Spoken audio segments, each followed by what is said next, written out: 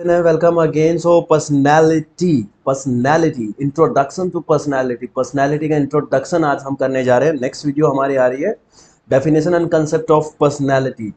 तो इंट्रोडक्शन में हम समझेंगे पर्सनैलिटी क्या है, हम किस तरीके से पर्सनैलिटी को समझते हैं और पर्सनैलिटी एग्जैक्टली में होती क्या है, किस तरीके से हमें उसको समझना और किस तरीके से डेवलप करना है पर्सनैलिटी को, फैक्टर्स क्या क्या होते हैं पर्सनैलिटी में, पर्सनैलिटी डेवलपमेंट में।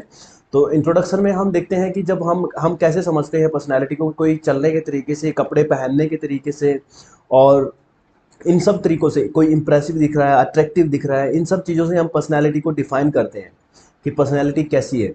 बंदे का जो बंदा है, जो सामने वाला पीपल है, जो पर्सन है, उसको मतलब कि देख के हम डिफाइन करते हैं उसकी बॉडी की, जो बॉडी का जो पोस्चर है, जो जेस्चर है, उसको देख करके हम डिफाइन करते हैं इन सब चीज़ों को।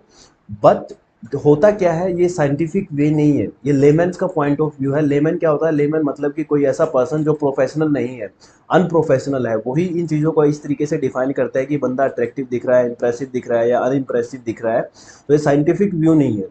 साइंटिफिक व्यू मतलब साइंटिफिक तरीके से हम इसको स्टडी नहीं कर सकते हैं। स्टडी के पॉइंट ऑफ व्यू से, जो हमारा स्टडी का पॉइंट ऑफ व्यू होता है, उसके हिसाब से कुछ इंपॉर्टेंट चीज़ें होती हैं, कुछ इंपॉर्टेंट फैक्टर्स होते हैं जिनको हम स्टडी नहीं कर सकते हैं।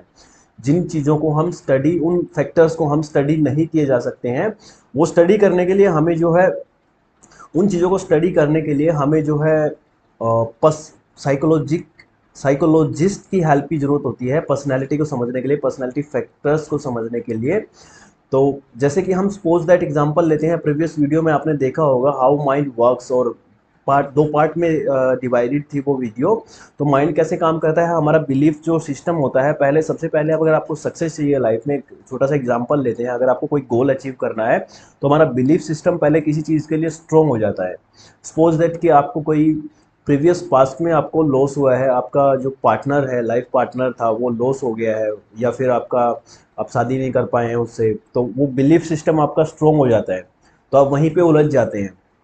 तो होता क्या है, अगर आप होना चाहते हैं, सपोज दैट अब हम सक्सेस का एग्जांपल लेते हैं, बिलीफ सिस्टम बनता है पहले, उसके बाद वो हमारा बिलीफ एक्शन में बदल जाता है, एक्शंस के बाद जो है हमारी वैल्यूज़ और हमारी वैल्यूज़ और हैबिट बन जाती है, हैबिट के बाद हमारा वो गोल बन जाता है और हम ईजिली अचीव कर लेते हैं। बट होता क्या है, हम लोग बिलीफ सिस्टम इतना स्ट्रॉन्ग कर लेते हैं और एक्शन हम लेते नहीं है, एक्शंस के बिना जो है हमारी सक्सेस वहीं पे रुक जाती है, एक्शंस के बिना आगे हम चल नहीं पाते। आपको करना क्या होता है, बिलीफ सिस्टम के बाद आपको सिर्फ एक्शंस पे ध्यान होता है, ध्यान देना होता है।